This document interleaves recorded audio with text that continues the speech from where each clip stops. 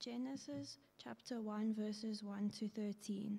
Now the Lord was gracious to Sarah, as he had said, and the Lord did for Sarah what he had promised. Sarah became pregnant and bore a son to Abraham in his old age, at the very time God had promised him. Abraham gave the name Isaac to the son Sarah bore him. When his son Isaac was 8 days old, Abraham circumcised him, as God commanded him. Abraham was 100 years old when his son Isaac was born to him. Sarah said, "God has brought me laughter, and everyone who hears about this will laugh with me." And she added, "Who would have said to Abraham that Sarah would nurse children? Yet I have borne him a son in his old age." Hagar and Ishmael sent away. The child grew and was weaned, and on the day Isaac was weaned, Abraham held a great feast. But Sarah saw that the son whom Hagar the Egyptian had borne to Abraham was mocking, and she said to Abraham, "Get rid of that slave woman and her son, for that woman's son will never share in the inheritance with my son Isaac." The matter distressed Abraham greatly because it concerned his son. But God said to him, "Do not be so distressed about the boy and your slave woman. Listen to whatever Sarah tells you, because it is through Isaac that your offspring will be reckoned. I will make the son of the slave into a nation also, because he is your offspring." Thank you. I'm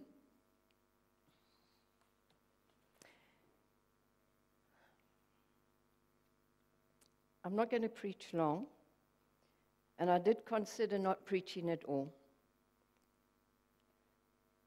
But I do feel that wherever Musa is, he will be wanting a message to go forth tonight. So I'm going to bring a message about Ceres, and it's Sarai, stress. Sarah was only called Sarah later on. She was Sarai. And Sarah's stress, I'm getting straight into this because we're going to go into communion. Her stress was about her identity. She was pressured by her cultural identity. The culture she came from believed that unless a woman who married produced a child, she remained a child. So she could never come into womanhood and be acknowledged as an adult. And this caused incredible stress on her because she placed her identity on a cultural belief. And so she took on the stigma that this caused. And not only that, in the Bible it said she was cursed. They cursed her because of this. And sometimes we live in a world, we mix in a world where there is tremendous wickedness around us, and that wickedness affects us. That wickedness sometimes gives us our identity. At other times, we have peer group pressure, we have family pressure, we have social pressure. And very often, we can get into taking on identities and stigmas that are given out, really, by systems of the world. So, she couldn't be acknowledged as a woman. And we see that she was a wife of Abraham who was called by God to leave his country and to go to another land that God would take him to. She knew that God said he will become father of nations. She knew that. So Sarai couldn't see herself in that place. So she decided to make her own plan. And her own plan was to take her slave and give her to Abraham, and by some sly way, then be able to go into adulthood as this child really belonging to her. And Abraham wasn't innocent. He agreed to this. Neither seemed to have fathomed that God was saying the child, the covenant child, would come from Abraham and Sarah. So Sarah, with Abraham agreeing, made their own plan because they felt time was running out. They were getting older, and they could no longer see the possibilities of God or the miracles of God in their lives. So they thought they had to come along and help. And what came out of it? A very lousy situation. A great mess up where Ishmael was born, and all it did was cause anger and pain. And we often experience the pressures of life the same way that Sarah did, the same way Abraham entered into it. And sometimes we turn to our own plans. And I'm going to give my testimony here tonight. And I don't give it easily, and it's the first time I'm giving it. Besides on a one-to-one basis.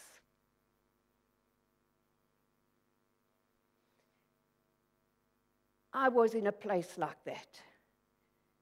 I was abused by two men who should have been two men who were in authoritative figures in my life, who should have loved me and treated me kindly.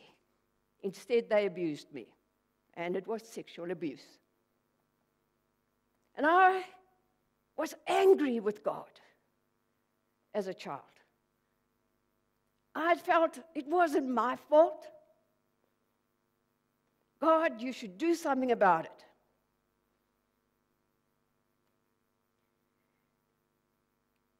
And I went my own way. I decided I would handle the situation. I made my own plan.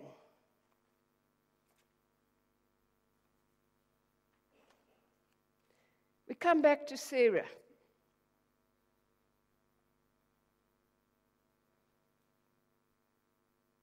In Genesis 17, God establishes that by Sarai, the covenant child would be born. And he tells Abraham, Isaac will be born through Sarah. And here comes God now. And he says to Abraham, you change your name to Sarah. And that H is in Hebrew means God gave his name. And at the same time, he changed Abram to Abraham. God gave his name to them. And the promise that the child would be born, and the child was born. And Abraham and Sarah almost missed it because they had to wait. They had to wait for God to do it. They had to come and enter into a trust and a faith in God who can do it. And they almost missed it by doing it their own way. And I read here that Sarah said, God has brought me laughter, and everyone who hears about it will laugh with me." And she added, "Who would have said to Abraham that Sarah would nurse children?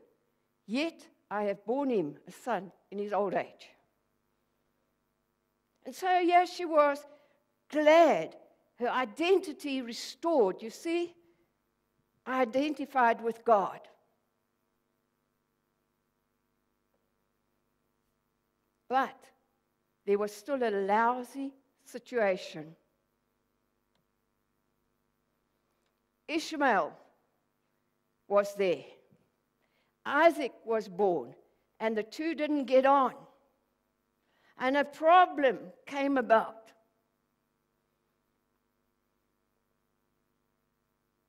And I remember with my own testimony that there came a time that I was so filled with hatred, so filled with anger, so filled with getting back. All I wanted that God would kick those men's legs out right from under them. And the hatred eventually choked me. But praise God, it also brought me to where Sarah would be brought to now. It brought me to realize I needed Jesus. And I could say to God, "God, if you can do anything, do something." And God did. And we see in this lousy situation here, with Sarah, and with Ishmael, and with Isaac, suddenly something happens. Sarah stands on the covenant with God.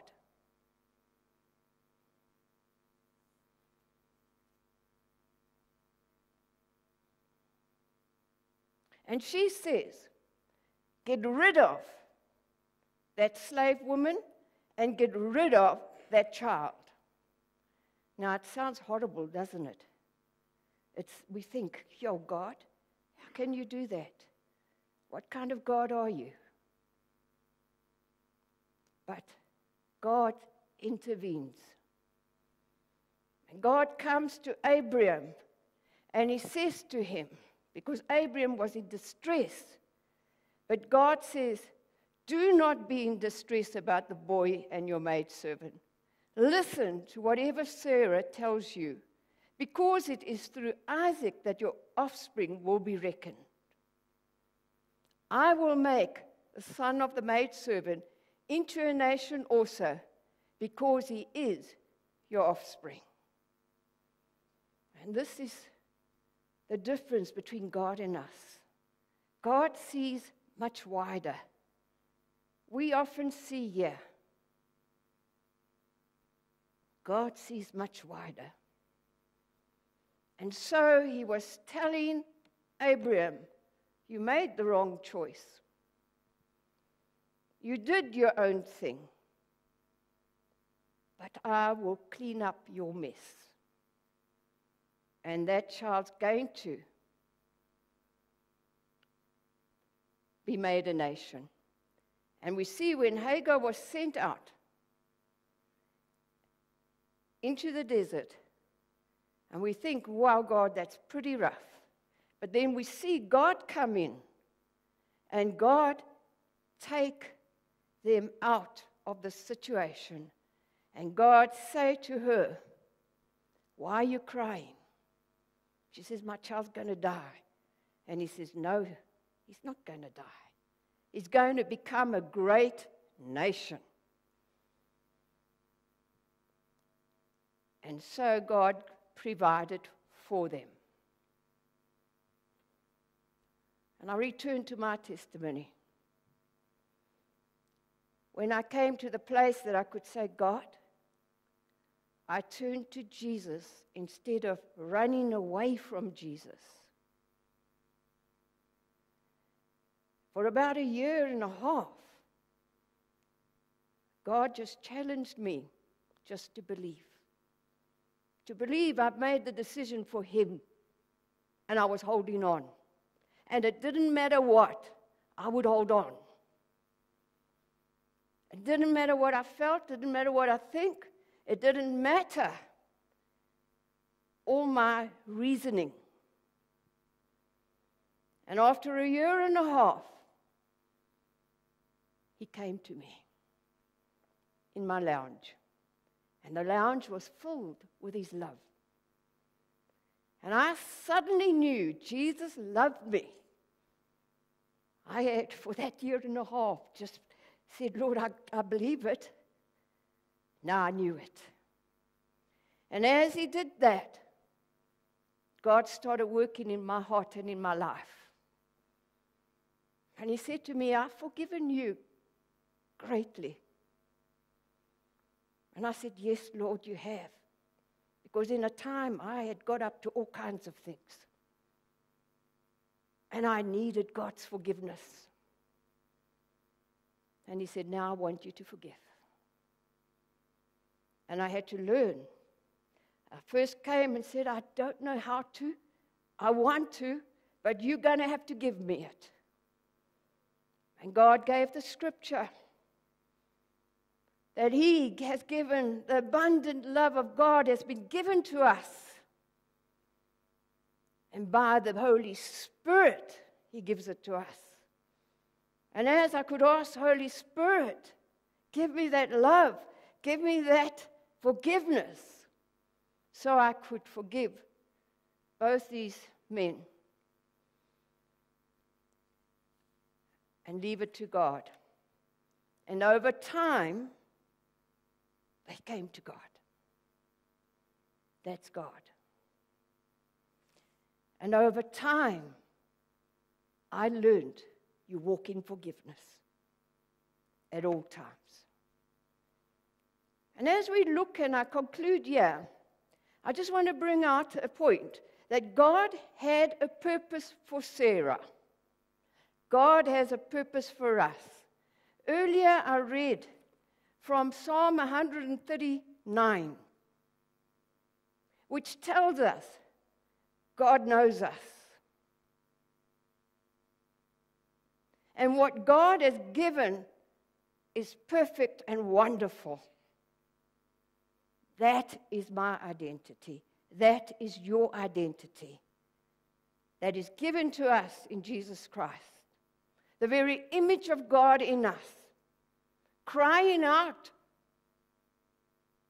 to him, receiving Christ into our lives, and the Holy Spirit becoming our DNA. Sarah became the mother of nations. Isaac was a seed that went forth, and Jesus came.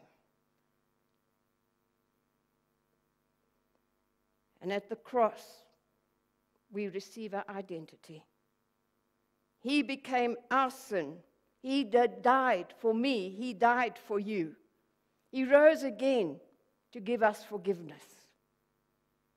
He rose again to give us life. And in Revelations 5, it says, he purchased us by his blood. And he gives us authority to become sons of God.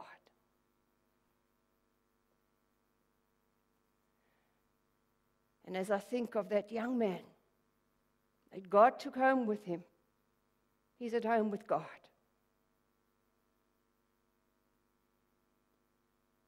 I believe that every moment of his life on earth, there was a purpose, and God accomplished it. And so I want to encourage everyone here tonight that we sometimes have things we struggle with. We have things that we rather run away from Jesus instead of coming to Jesus because we don't feel he's moving quickly enough. But God's way, as we listen to the story of Sarah and of Abraham, is totally different to what they thought it would be.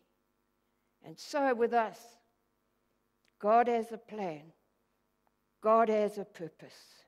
For myself, it brought renewing and it brought healing, restoring in every painful situation.